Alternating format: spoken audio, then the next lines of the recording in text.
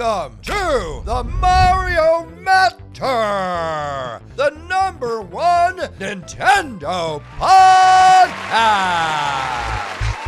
My friends, another Nintendo console equals another Mario Tennis game. We talk about Mario Tennis Fever today. Welcome on into the Mario Matter. I'm your host, Nintendo Switch 2 YouTuber EmSwizzle. It is great to be with you all on, as of posting this podcast, Valentine's Day. Kudos to you. If you know anything about me on Valentine's Day is kind of like when you hit the baseball in Wii Sports, but it doesn't go very far.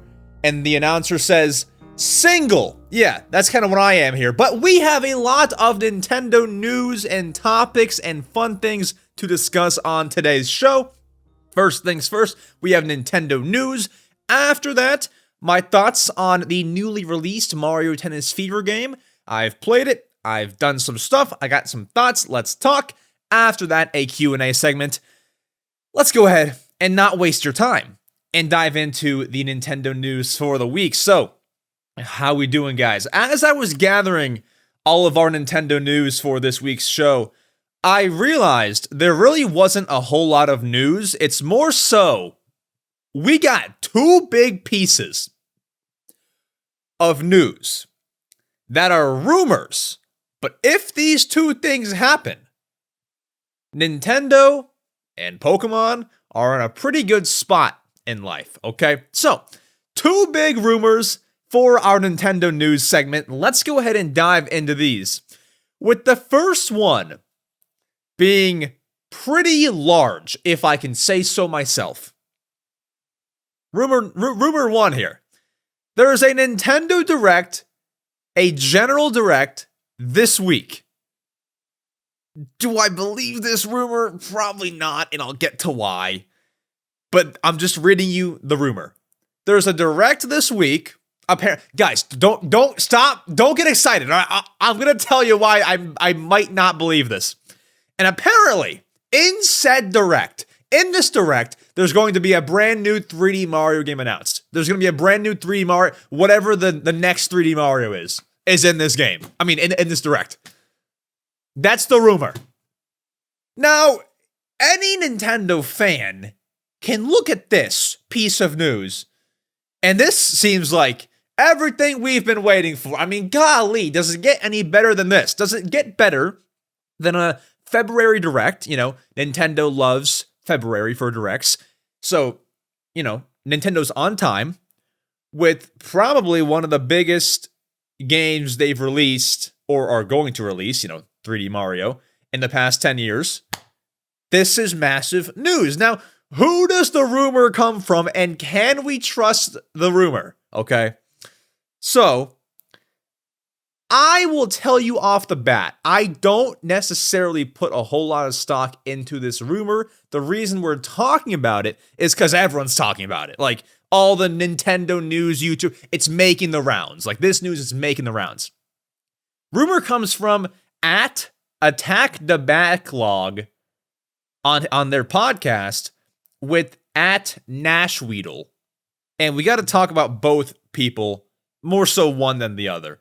So, I don't mean to, take shots at any other people in the Nintendo space. That's the last thing that I ever want to do, ever. Attack the Backlog, that's a hard name to say. Attack the Backlog, not familiar with their work. Nashweedle, though, I've seen Nashweedle, and listen, guys, this Nashweedle, if you're listening, I think Nashweedle speaks Spanish, so if you're going through the trouble to translate my podcast to English to see what I'm saying about you, kudos to you, no disrespect, hope you're well, bro. I've never seen Nashweedle get one thing right in my entire life. That's my only concern here. Now, I don't really know which one of them even said this information. I can't do the Nashweedle thing. I thought Animal Crossing's next game was releasing this year. It still very well could, but it doesn't look like it, right? Nashweedle had this whole thing on Twitter where he was like, oh, there's going to be a city mode and all. And that could still happen. They could show off this next Animal Crossing game in June and put it out in November. It could still happen. I'm just saying, it doesn't look like it. What I've seen Nashweedle predict hasn't really come to fruition. And for him, I believe it was him who said it. For this to come out and say 3D Mario next week, I gotta see it to believe it. If I see a direct get announced, I'll give Nashweedle some creds. If there's no direct, and especially, bigger than that, no 3D Mario, I'm gonna have a problem here. Now, apparently, this info got to them from their sources, who also correctly predicted that Donkey Kong would be in the Switch 2's Direct back in April of 2025. So if that's true, then, I mean, you're looking at some credible people, but I'm not saying don't get your hopes up. I mean, I am saying don't get your hopes up, but I just don't want to be like, oh, it's definitely 1,000% not going to happen. Maybe they know something I don't. Maybe, if it happens next week, I'll be like, oh, wow. Okay, I'm going to start listening to those two guys because they obviously knew what they're talking about, Maybe then I'll start, putting some respect on their name, right? But for now, this is not a rumor. If I was told to bet my life on it, I lean no. I mean, I feel like whenever there's a Direct in the air, whenever there's a Nintendo Direct, do you guys not feel like there's something in the air? Like, what I mean by that, not literally something in the air, like you feel it, but what happens before a Direct, I feel like, is there's a lot of leakers coming out and saying, oh, yep, Direct this week. No one but these guys are saying that. Nate the Hate usually drops something in there, like, oh, I'm hearing of a Direct this week. Even like VGC comes out and says, we're hearing of a Direct this week. Like, there's more than just one person saying Direct this week. It's a lot of different people saying it, and then guess what? It happens. It happens, because people heard that. It's just these guys saying it, so I don't really know how much I'm trusting here. If I'm wrong, I'm wrong. Like, if it comes out, oh, 3D Mario gets announced, and we talk about it next podcast, brilliant. I'm happy, and I'll trust these guys, but for now, that is where I stand. That is big rumor number one. That is massive. I love to bring you all rumors on this podcast that are trustworthy and are true. I just wanted to bring this one up because a lot of people are talking about it, and if there's anybody more in tune with like the credibility of these guys, I would love to hear if they've like gotten a lot of stuff right. I'm just saying, I've seen Nashweedle this, Nashweedle that. I feel like none of the things he's saying are happening. So maybe I'm wrong. Maybe I missed the point where he got it right. I don't know. Anywho, let's move on. No disrespect to him or attack the backlog. I'm just speaking off of what I have seen as a Nintendo fan. That's all. Don't kill me, all right? After that, I believe this rumor a lot more because there are two credible Pokemon leakers talking about it. See, like, when leaks are true, you have multiple people saying it. We just have one source saying it for the 3D Mario thing. So let's talk about this next rumor that is pretty big and I am hyped for. There's a rumor that Pokemon Fire Red and Leaf Green, the Game Boy Advance Pokemon games, are coming to Nintendo Switch, but not just Nintendo Switch. Like, you would assume Nintendo Switch Online, the Nintendo Classic service. Not that. Apparently, they will be on the Nintendo eShop. Now, let's talk about this and dive into all that. So, there's two different leakers here. One named, and I'm not a Pokemon enthusiast, so this might be a household name to my Pokemon fans. I've never heard of the guy. Apparently, he's credible. Riddler Koo on Twitter, I believe I've been told, is a credible Pokemon leaker who has gotten things right. I'm not that into Pokemon leaks, so never heard of the guy. But them, and then also an unnamed leaker that Central Leaks, which is like a Twitter page for Pokemon leaks. Very, very trustworthy in my personal seeing of what they say.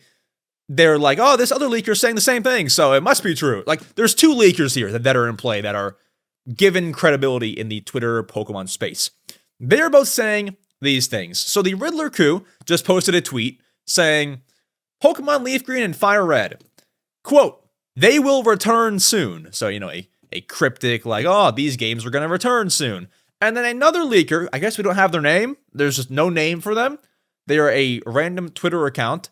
They wrote, quote, these will be eShop paid releases, not part of Nintendo Switch Online, and then also will have Pokemon Home compatibility.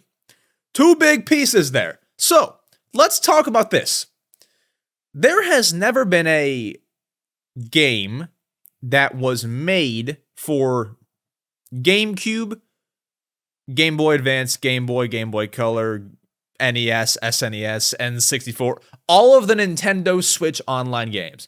There's never really been a game that was a paid release. So like a GameCube game by Nintendo that was put on the eShop as a paid release that did not get changes made to it. What I'm saying here, if this makes sense, is Pikmin 1 and 2, for example, GameCube games. But they got like higher resolution ports for the Switch, and they're also in a combo pack. Like, how do I explain this? What I'm saying here, if I can word this a little bit better, is that I don't think Pokemon Leaf Green and Fire Red will just be dropped on the eShop as they are, like, without getting a remake. You cannot just drop these, because they were on the Game Boy Advance, these pixelated games on the eShop for like $30 each. I think these are going to get remakes, and I think that you'll see it in the Pokemon Day presentation. In the Pokemon Presents. I think you'll see it.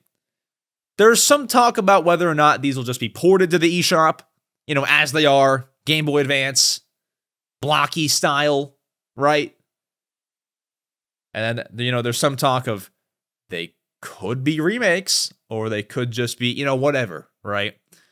I think moral of the story here is we are going to get Pokemon Leaf Green and Fire Red on the Switch. They're saying, these leakers saying, it's not going to be a part of Switch Online.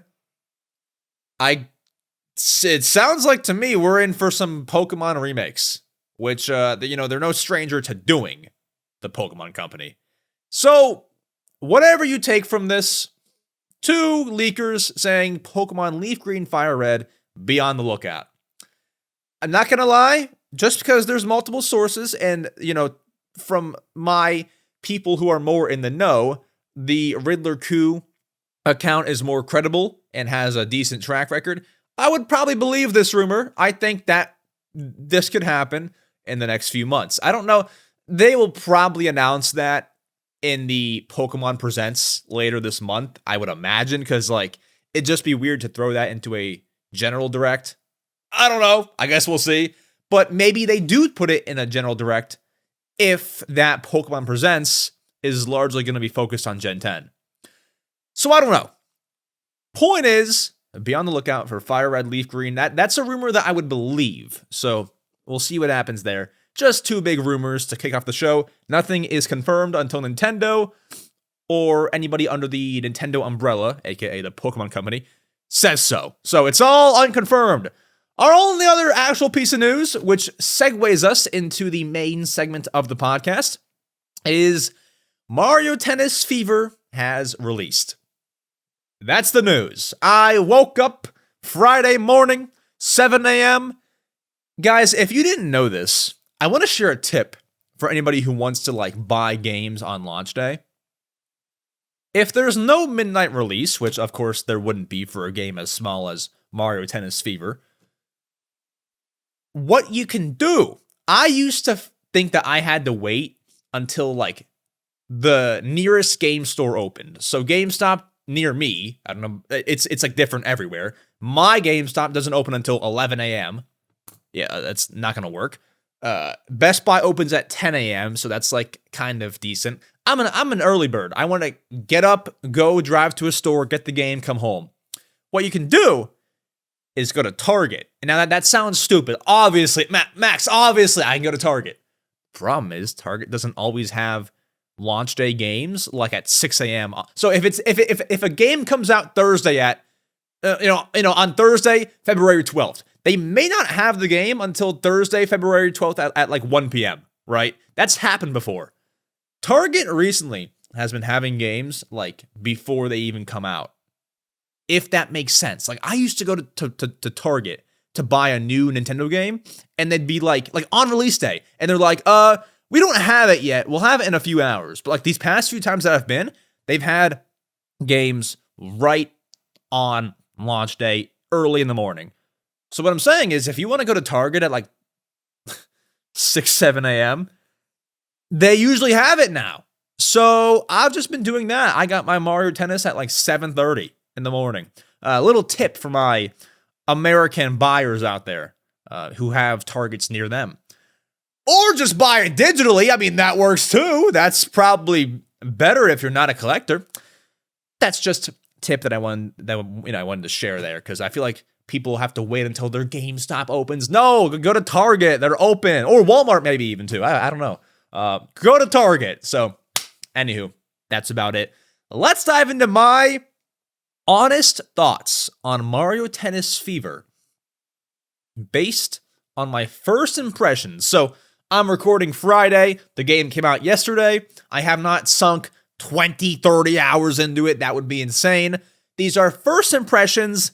However, because the game is not a massive story game, and we'll get into that, this is basically my review of the game. Like, I've played enough to, like, basically get my thoughts out. All right, let's talk about Mario Tennis Fever now. As I said at the start of the podcast, another Nintendo console, another Mario Tennis game. We get about one per console. Switch, we had Mario Tennis Aces. Wii U, we had Mario Tennis Ultra Smash. Wii, we got Mario Power Tennis, a port. Oh, I'm skipping 3DS. We had Mario Tennis Open. Now we got Mario Tennis Fever.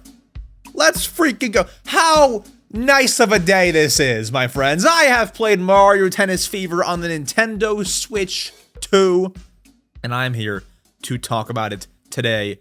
I've played the core gameplay. I've played the story mode. I have played online. I have played the trial towers. I have done it all, folks. And then there's a lot of good, and there's also a pretty freaking fair share of bad. All right? And we're here to talk about whether you should shell out your hard-earned $70 for this game. All right, without wasting your time, which I already did, let's dive in. So, I boot up Mario Tennis for the first time, and I'm going to dive right into the core gameplay and the mechanics. But can I at least just say, first things first, anyone who has this game, do you see how fast this game booted up? I mean, guys, it might have been 2 seconds. 2 seconds to the cinematic opening cutscene, and then, to skip to the title screen, like 2 more seconds. Guys, this has got to be one of the fastest booting Switch 2 games of all time. I mean, come on, like, this has got to be it. So, just wanted to give it kudos there. Anywho, let's keep going. So, when I first began playing Mario Tennis Fever, I didn't want to do anything except for just get into a normal standard tennis game. So I did. I played as Mario, and I played some singles matches in Mario Tennis. They did start me off with a tutorial when I began the game, so got some knowledge there, hopped into my first game. And I mean, I'm not really sure what else I expected. I can give you my overall thoughts. The gameplay is very smooth, which it should be. I feel like most Mario sports games nowadays, especially, the ones made by Camelot, which they made this game, they're very smooth. They're very, like, crisp. They're very nice. I was a little bit upset when I was in the main menu to hear the exact same sound effects from Mario Golf Super Rush. So sound design team over at Camelot is not working overtime, it appears, but that's not important. I'm just telling you chronologically what I'm seeing here.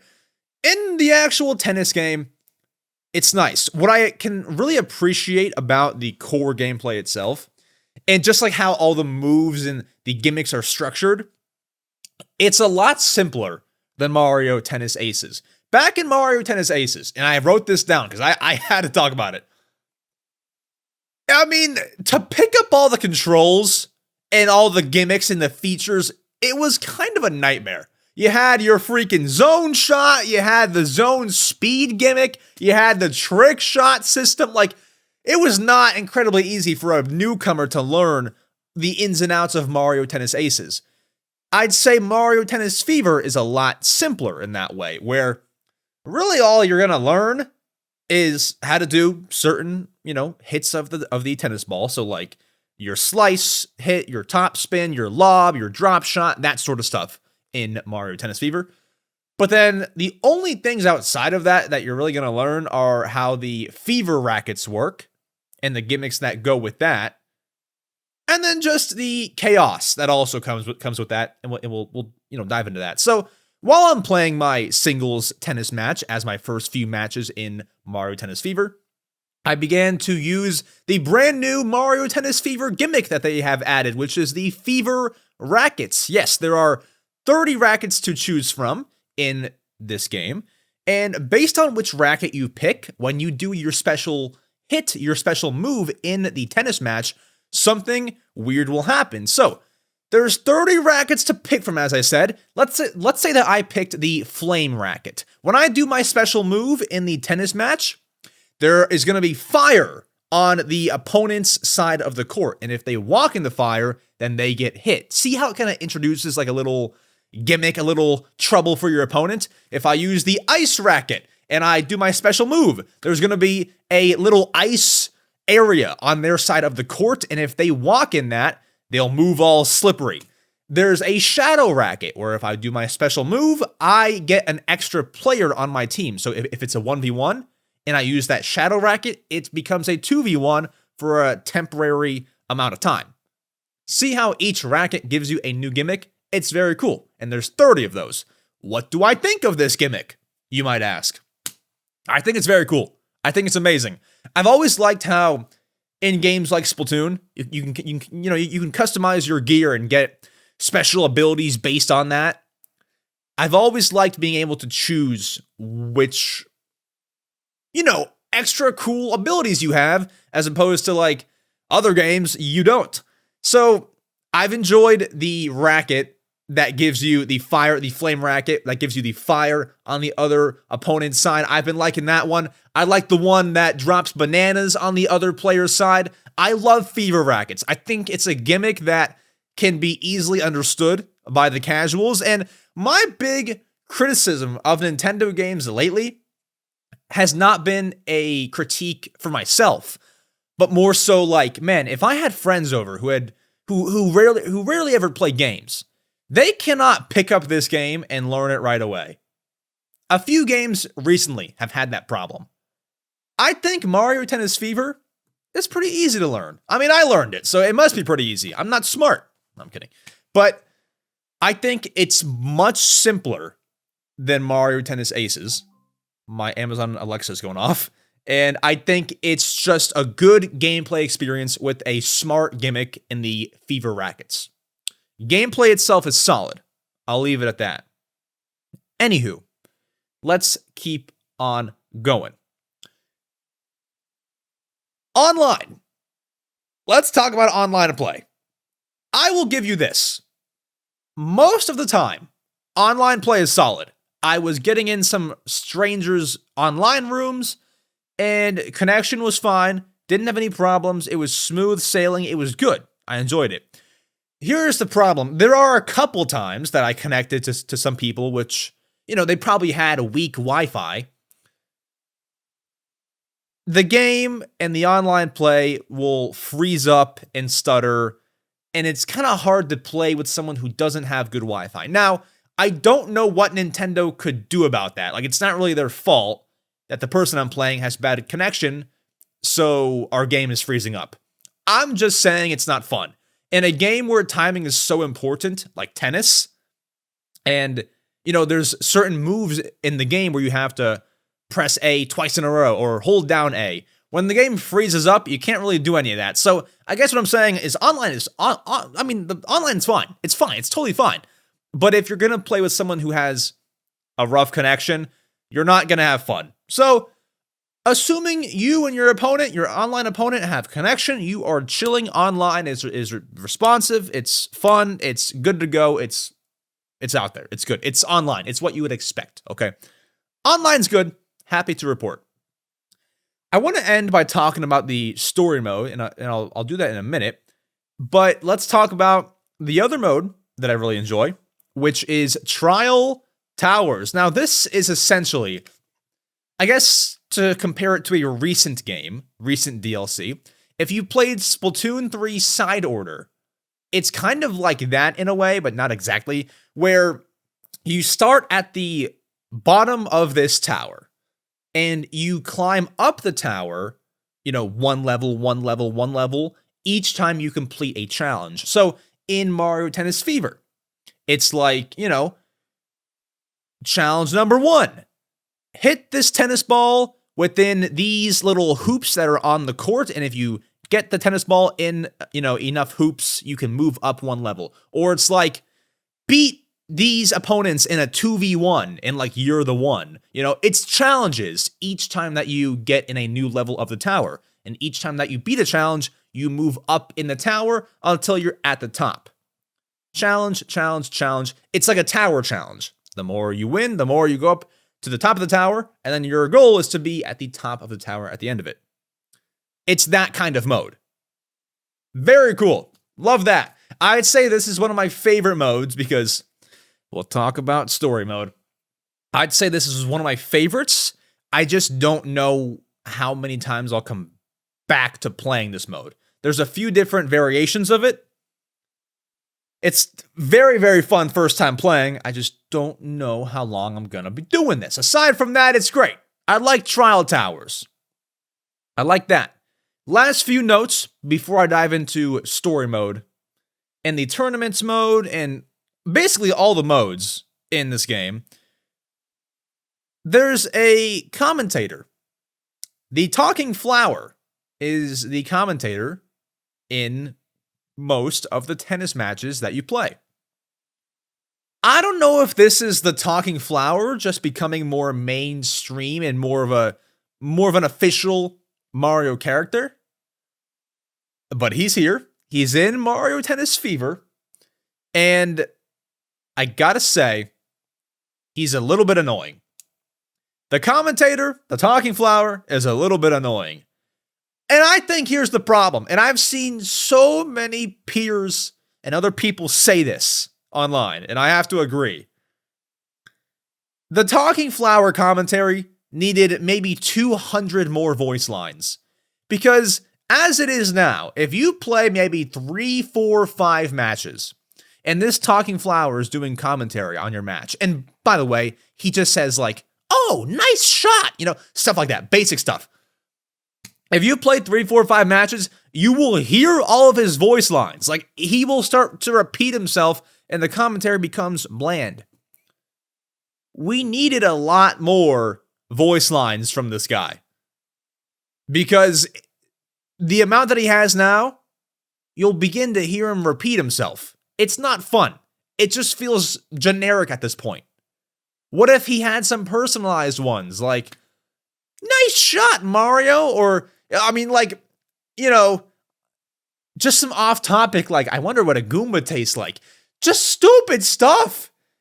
They gave him, no voice lines in this game. So I don't know what that's about, but I would love to keep my Talking Flower commentary off. I like the idea, and it's cool. And if you all even remember this, back when Mario Wonder released in 2023, the developers did an interview where they mentioned how they wanted to have some, commentators as you play a 2D Mario game. Them saying, and Mario grabs a mushroom. They wanted to have that. That wish, that dream, that idea came to fruition in this game. Pretty cool full circle moment, if you ask me. Anywho, Talking Flower, not my favorite. Let's move on to what a lot of people assumed was going to make this game a $70 game. What people assumed was going to be the highlight of this game. And that is the adventure mode, or as I will refer to it because it's just easier, story mode of Mario Tennis Fever. And I will tell you, I had very high hopes. Looking at this story mode in the trailer back in September of last year, looking at this, it looked very robust, very detailed, fun, like it had a lot of meat on the bone here. And we didn't know a lot about it because we didn't have the game yet, so how could you not think that? How could you not think, it's a $70 game? How could you not be like, oh, this is going to be one heck of a story mode, right? It's the Switch 2 era, new gen Mario Tennis game. They're coming different, right? No, not really, actually. So, the story mode starts off great. You get these, just overly beautiful, polished, cinematic cutscenes. Golly, if the next 3D Mario, Luigi's Mansion, anything looks or has cutscenes like this, we're in for a time, right? Cutscenes were gorgeous. If you haven't seen them, look them up. They're very detailed, very nice, and honestly, YouTube, you watching those cutscenes won't even do it justice. They're very neat. It's just after that we go downhill. So, in the cutscenes, the story of the story mode is Mario, Luigi, Waluigi, Wario, Peach, they all get turned into these babies. And you play as baby Mario, and the goal of the story mode is to build up baby Mario into a good tennis player. So he starts off, as any baby on planet Earth, cannot play tennis. So you get thrown into this tutorial where you try to hit tennis balls as baby Mario, and you can't even get them over the net. Basically, it's them saying, hey, you need to level up. You need to train to be a good tennis player. So over the course of the next hour and a half, maybe even 2 hours, you are literally just doing training / tutorials with baby Mario. Guys, that sounds totally fine. You do tutorials. After each one, baby Mario gets new stats, and he can hit balls further, or he's faster now each time that you complete a training session in the story mode. The problem is, you do this for, at the most, if you're taking your time, 2 hours, at least 1 hour and a half. That's insane. You are literally just doing the easiest tutorials possible for the first 2 hours of story mode, and should I mention, the story mode is only 5 hours long, if that. The story mode is, it's one thing if you're playing a 70-hour game and you're doing that for 2 hours of the game. The story mode is only 4.5, 5 hours long. You're doing tutorials for 2 of those hours. It's awful. It's really, really bad. It's not even these are detailed, fun mini games. They're not. They're really not. They are the most easy to do training sessions. For example, one of them, you're baby Mario jumping on this bouncy mushroom, collecting balls. One of them, they're teaching you how to do any certain move. Say it's the lob, hit with the tennis ball. It's the easiest training ever.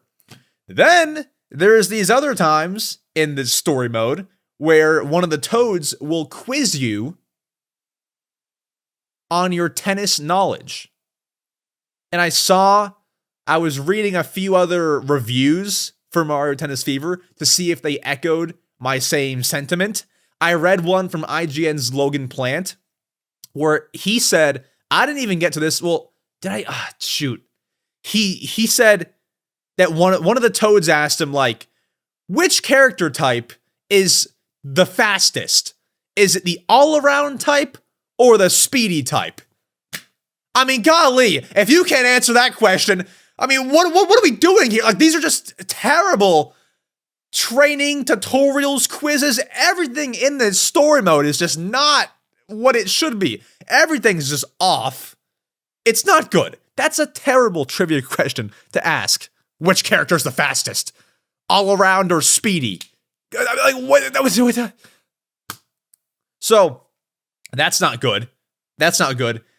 And so after, like, you're probably asking me, all right, Max, after we get out of the 1 hour and a half, 2 hours of just flat out tutorials, does the game pick up from there? I mean, it picks up, just not $70 picks up, you know? You start engaging in these like boss battle tennis matches, and they're just not hard, not incredibly challenging, and they don't feel very rewarding either. It's kind of like you're doing what you're already like. If you just played Trial Towers or something like that, you would get as much enjoyment and stimulation out of that as you would what happens later on in the story adventure mode. Like, it's not like you're missing anything. It's not like you are. You're playing tennis. It's not cool. Now, I like the system. I like the part where Baby Mario starts off and he can barely even hit a tennis ball. And over time, you rank him up to where he is a better tennis athlete. I like that. It's like, RPG style. It's nice, right? It just goes on for far too long. And I'm just stuck doing these tutorials. And there's not even like an interjection. It's not like, the first 2 hours is tutorials, but like in between there's some other fun things. No! It's like I'm just doing the same tutorials over and over. I would say if you do buy this game, don't do anything first except for play the adventure mode. Because, if you're brand new, you don't know how to play the game yet. So start with the adventure mode, because that is the longest tutorial and the only tutorial you will ever need on how to play this game. Don't do what I did and learn how to play the game and then go play story mode, because that story mode, that adventure mode, would be just fine and accurate if it was called the bloated tutorial mode. I mean, that's literally, I cannot make this up. Go look at what everyone else is saying online. I had to make sure it wasn't just me. Story mode is awful. Not to mention, it is short. It's 4.5, 5 hours for a $70 game. And we'll talk about that in a minute. That is extremely bad, and I'm so sorry. That is really, really bad. I expected, and listen, I did not need a 20-hour story mode for a sports game. I didn't. I would play it, I would take it, I would love it, but I didn't need that from you. I was looking for more so like 9 to 10 hours of story mode. And that's not that hard to do. And I'm not asking for a lot. Me paying $70 and wanting a 9 to 10 hour story mode, I'm not asking for a lot here. And they couldn't even give us that. My overall verdict, game itself, I think is a very, very fun time. I think it's a fun time if you have friends. Because if you're playing single player, all you can do is play the classic matches, which, why would you do that if you're playing single player? Trial Towers, which is cool, but just gets a little bit old after a while. And then story mode, which you'll play one time. You can probably beat it in a day, 5 hours long, if that. And then after that, it's like, what do you even do?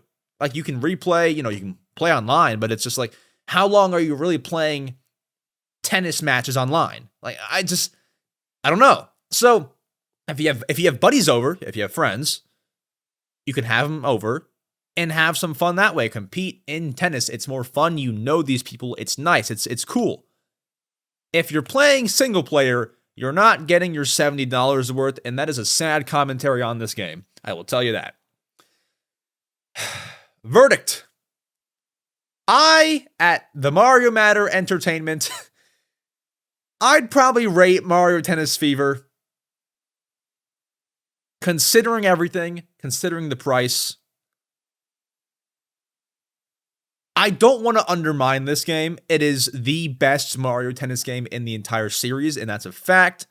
Just by the simpleness of the game compared to previous entries, the new gimmick, the Fever Rackets, the 38-character roster, most ever in series history. I don't want to undermine the game. It is the best one ever, but I probably only go like a 7 out of 10. I don't know how I can give it higher than that. For the price you pay, which some people would say, would argue that the price shouldn't factor into your review. Yes, it should, Because if I buy a $5 game and it has this much content, that's the deal of the century, right? Like if I paid $5 for Mario Tennis and it had all this stuff for $5, I'd be like, man, this is a deal. You should buy it now, you know? So that does factor in. And I go 7 out of 10. I don't think that you get a $70 worth out of this game. Friends or no friends, honestly. I just don't think that it's worth that. I really don't think. And like, bro, story mode is 5 hours. Princess Peach Showtime is longer than that. I don't know what to tell you. I mean, it's Mario Tennis and it's fun. It's good at being Mario Tennis, but it's not much more than that. And the argument might be, well, should it be much more than that? Yeah, I think so if you're going to charge $70. Story mode should be longer, more in depth, better writers. And when I say better writers, I wrote this down. One of the toads said to me in story mode, quote, "Fire up those glutes, you know, your butt muscles." End quote. They got some new spunky writers over there at Nintendo. I don't know what's going on there. 7 out of 10 is where I land. I just don't think there's enough content to justify these $70. And also, beyond that, beyond having enough content or lack thereof, I think there's just not enough for single player. Once you beat the story mode, that's wraps. All you can do is play Trial Towers, which even that will get old at some point. 7 out of 10. Best Mario Tennis game, but not good enough, is where I stand here. Anywho, folks, hoping that I have more positive things to say about Pokemon Pokopia on, that'd be what? Early March 5th, is it? Somewhere in there. But until then, March 4th. Until then, let's move on to our next segment, your favorite segment, the question block segment, where I answer your questions you asked me. Let's go ahead. Let's get to it. My friends, it is time for the Q&A segment of this podcast. If you are new around here, there are some ways to ask me questions to maybe appear on the podcast. Number one, my YouTube community posts on my main channel, EmSwizzle. I post those Tuesdays at 10 a.m. You can join the Discord server, link down below. That is way number 2. And ask questions in the podcast questions channel. Number 3, you can comment on YouTube or Spotify or any platform that can comment on this podcast. Or 4, email mariomatterquestions@gmail.com. Anywho, with that said, our first Q&A question comes from Toby, who asks, have you ever considered owning a complete collection of a game series and or amiibo series? Great question. So I have some complete collections. So I have every Animal Crossing game. Well, good point. I don't have like the Japanese Animal Crossing games, but I have every Animal Crossing game released in North America.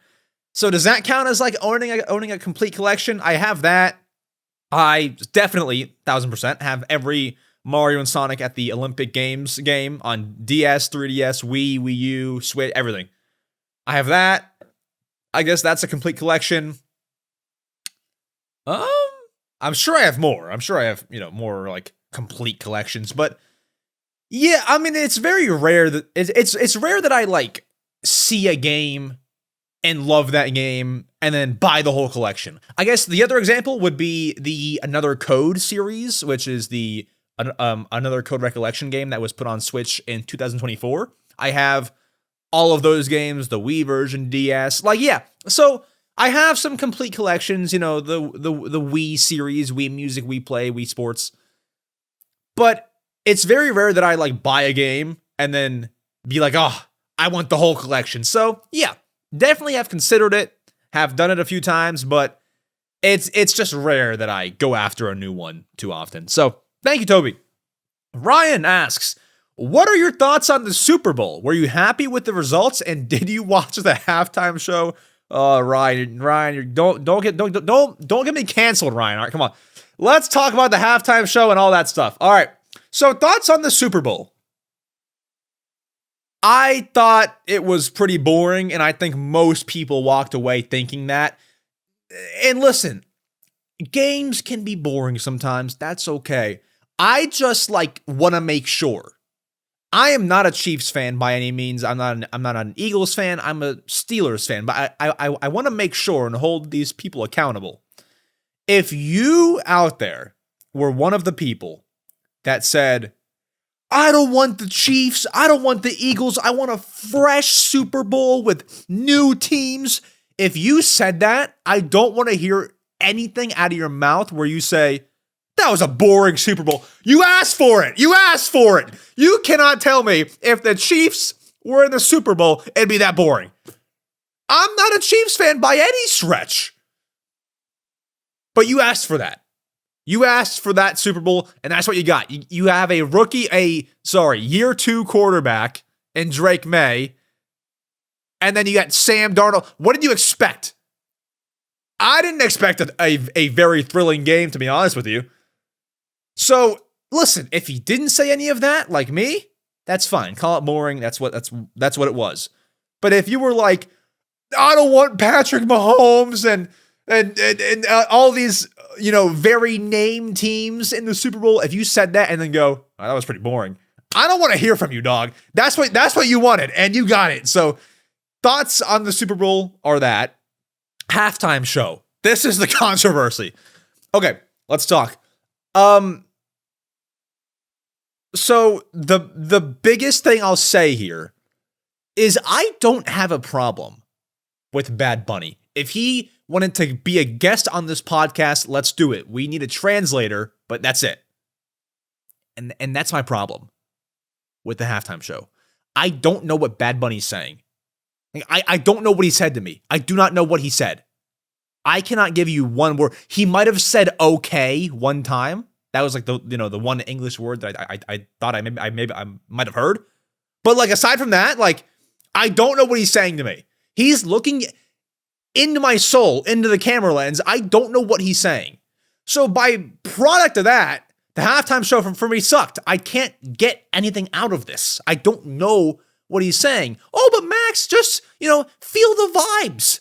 No, I can't feel the vibes because I don't know what he's saying. He could be insulting me for all I know. I don't feel any vibes here. So, no problem with Bad Bunny. But I don't know what's going on. Some of the extracurriculars going on as well with his background dancers, can't do that either. I'm sorry. Cannot do that. I'm not here for it. I think you'd be better with someone who speaks English. I did not have a problem with, I'm a Drake fan, so I actually did have a problem last year. But I didn't have a problem with Usher or Rihanna or whoever was previously up there. I could understand what they were saying. I got it. I don't know. I don't speak Spanish. What is Bad Bunny saying to me? I know someone who loves Bad Bunny, hated the halftime show. I don't know what to tell you. A lot of it I could not do. I could not do the dancing, the extracurriculars that were going on there. I'm sure Bad Bunny's fine. I'm sure he's loved. Nothing against him. I don't understand him. That's it. Woo! Getting spicy over here. This name is small. I can't even read it. Caven. How's it going, Caven? Hey, Max. My name is Caven. I've been... Sorry. This question is so small here. I'm going to make it bigger real quick. Whee! Okay, I can't even do that. Let's try and read it. I've been listening to the podcast for 2 years now, and it's awesome. And I have a question. On a scale of 1 to 10, rate how excited you are for the following games, items/DLC. Okay, let's do it. By the way, this is not your fault, Caven, but how I screenshotted your email, I'm doing one of those eye doctor tests, where you read the super small words. That's what I'm doing here. All right. So rate these games out of 10 or based on how excited you are for them. You say Mario Tennis Fever. That game is out now, so I'll skip it. First up, the Talking Flower product that's coming out in March. Excitement level out of 10. Like a 6. I mean, it's cool, but I kind of know how it's going to work, and I don't know how much I'll actually use it, so like a 6. Meet up in Bella Bella Park, the Mario Wonder DLC. Yeah. I'd probably go like an 8. I love Mario Wonder and everything about it and the soundtrack and just everything there. It was one of my favorite games of 2023. So I think any more content is a great thing for me, and I'm hyped. So yeah, I go 8. Tomodachi Life Living the Dream, 10.5. I mean, that is my most anticipated game of this year. Not because, like, when people say most anticipated, they usually say that to be like, oh, I can't wait to see how it is or what they're doing to the game or will it live up to the hype. I use that most anticipated term as in, like, I should really say most excited for. Like, I know what the game is. I'm just excited for it to release. That's what it is. So I say 10. The purple and green Joy-Con 2s also out now. Before they were released, though, I was probably like a 2. I'm not buying them. So it's cool to see that they're doing new Joy-Con colors, but like, I'm not buying them. Yoshi in the Mysterious Book. I just want to know more about that game. I think when it gets a new trailer and a release date, I think I'll be more hype. But for right now, I go 6. I think when we see, once again, the release date and trailer, I think that goes up to an 8.5 pretty easy. I'm hyped for that game. Just not right now. And then finally, Pokemon Pokopia. Before this week, it was like a 4. Couldn't really care that much. Now that I'm seeing more about it and like, press reviews are coming out and there's more info, that we're finding out, I think I've bumped up to like, not to give everything an 8, but like I'm kind of at an 8, 7.5 maybe. Like I'm a little more hyped for it than I was last week. I've seen more stuff this week in specific. So I'm hype. All right. Thank you, Kevin. I appreciate it. Mendo asks, hello, Max. In your opinion, what is the best video game soundtrack of all time other than Mario Kart World? Bold of you to assume I was going to say Mario Kart World, because I was not, but good guess. So I put this question on here because, my answer is going to be very easy to guess. Can you guess it? Ready? 3, 2, 1. Nintendo Land. I'm kidding. It's Animal Crossing New Leaf, if you know anything about me. But I wanted to also give great kudos, my kudos, to another game that has a very, very good soundtrack, even though my answer is Animal Crossing New Leaf. And that game is Animal Crossing New Horizon. I'm kidding. Captain Toad, Treasure Tracker. Actually, I wanted to give some great props to. When I was 8 years old, that game came out, and I got it when I might have been newly 9 years old. I got it for Christmas. I think I was still, I was newly 8 years old. That's what. I was 7 when it officially came out. Anywho, long story short, what I'm saying is that was like the soundtrack to my 8, 9, 10 years old childhood. I would sometimes turn on Captain Toad, Treasure Tracker, just to hear the soundtrack. No, no, no, no, no, no, no. Wait. Oh, I'm so dumb. Oh, I just messed it up. That's the Mario 3D World soundtrack. No. The Captain Toad is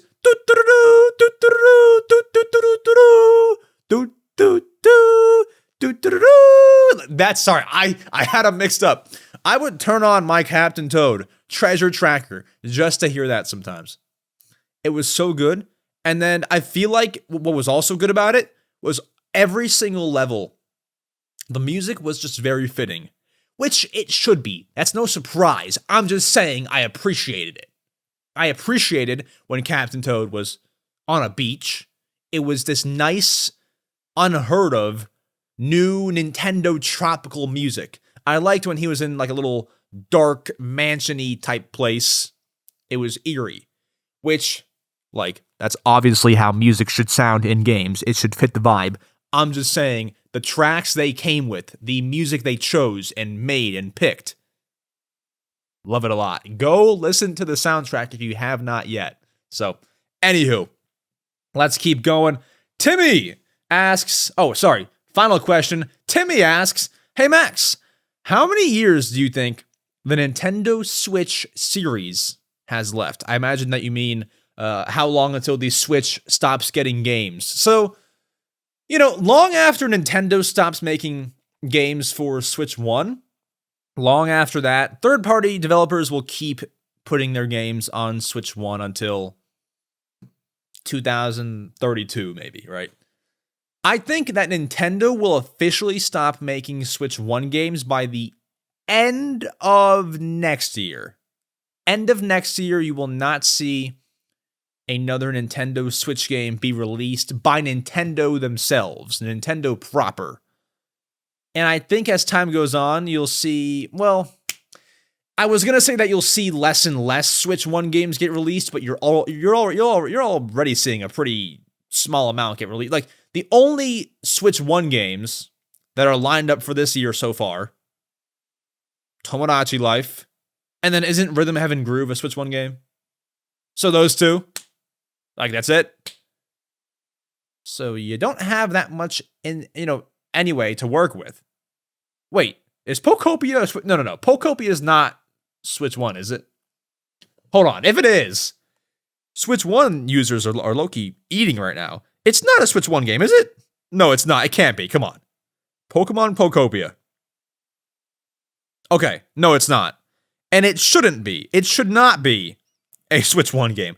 I just wanted to make sure because I thought I saw maybe there was something for Switch 1, but no, I am wrong, so my apologies. Yeah, you're not getting a whole lot on Switch 1 this year, probably not next year. I think it's gone by the end of next year. So, and then as I mentioned at the top, I think third-party developers will stop making games. Just my prediction. 2032 is a pretty safe guess. 33 potentially.